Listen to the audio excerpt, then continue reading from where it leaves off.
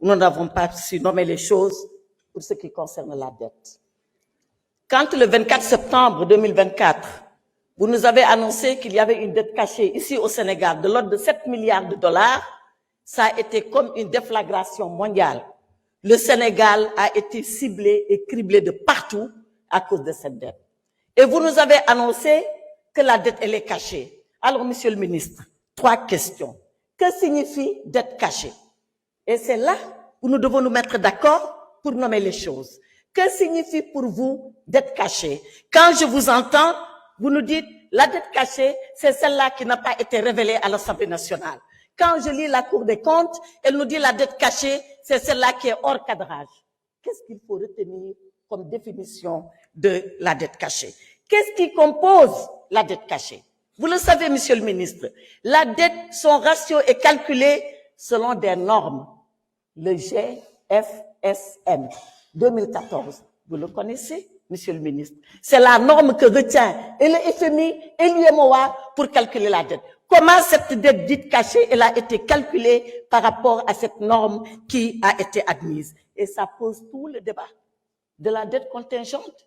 Est-ce que dans cette dette dite cachée que vous retenez, il y a la dette du secteur parapublic en général, là où l'État du Sénégal a une participation publique majoritaire comme minoritaire? Tout le monde sait que lorsque cette dette contingente n'appelle pas la garantie de l'État du Sénégal, elle n'est pas calculée dans la dette totale de l'État.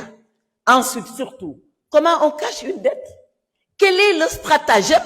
Quel est le subterfuge par lequel la dette se cache? Monsieur le ministre, je suis une personne physique. Je me mets derrière la porte, je suis caché. Personne ne me voit. Mais celle-là, la dette, elle, comment est-ce qu'on passe pour la cacher? Et je reviens à vous en travaux de commission.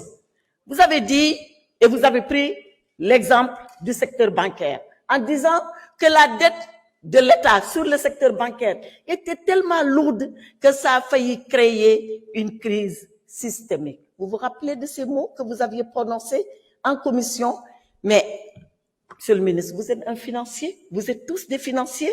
Comment l'État peut devoir de l'argent, emprunter de l'argent à des banques, que cet argent, cet emprunt soit caché, que personne ne le sache? Nous avons une commission régionale qui siège à la BCEAO, qui surveille les banques. Donc, même si dans les écritures du Trésor, la dette n'apparaît pas, dans les écritures de la banque, la dette, elle apparaît. Vous connaissez les accords de Bâle. Les banques ne peuvent pas prêter comme elles le veulent et à qui elles veulent. Donc, les banques sont surveillées. À supposer que le Trésor fasse n'importe quoi, n'importe comment, à partir des livres des banques, à partir des écritures des banques, nous savons ce qui se passe. Donc, on ne peut pas cacher la dette, surtout la dette bancaire, comme vous l'avez dit. Donc, le débat persiste. Pourquoi il persiste? Parce que vous nous cachez les documents.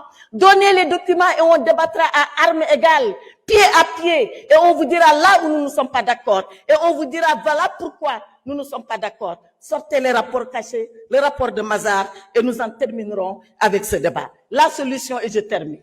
Est-ce que vous nous cacherez la solution après les rapports? J'imagine que non. Pour la solution, elle vous revient à vous. Mais Monsieur le ministre, permettez-moi de vous dire ce que vous ne devez pas faire avec la solution. Vous saurez ce que vous ferez, vous, avec la solution. Ce que vous ne devez pas faire, c'est le crédit à outrance. Vous êtes en train d'emprunter à tout va 4 000 milliards d'emprunts selon Ecofin. C'est pas de moi, c'est Ecofin qui le dit. Aujourd'hui, 42% de nos emprunts sont détenus par les banques ivoiriennes. Pour des souverainistes, ça doit faire mal quand même à la fierté. Donc, moins d'emprunts, soyez prudents. Prohibition, structuration, attention à l'abandon des subventions, notamment sur les hydrocarbures, les fonds vautours. Parlons-en. En commission, vous avez dessiné une solution. Mon esprit a tout de suite voyagé vers les fonds vautours.